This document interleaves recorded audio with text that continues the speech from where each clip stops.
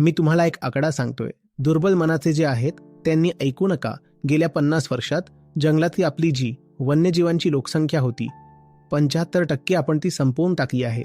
म्हणजे जगभरातल्या जंगलांमध्ये जर एकूण मिळून 40 पशुपक्षी असायचे तर फक्त 50 वर्षात आपण ती 10 वर आणली आहे.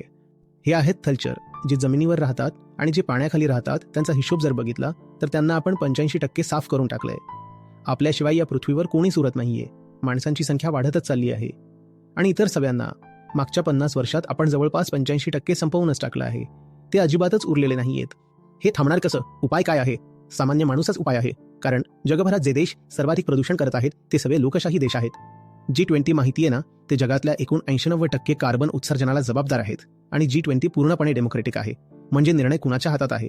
निर्णय तुमच्या हातात आहे. पण तुम्हाला मूर्ख बनवलं जातंय. तुम्हाला अशा मुद्द्यांमध्ये अडकवलं जाते जे बिलकुल नकली आहेत, जेणेकरून खऱ्या गोष्टी तुम्ही बोलू नये.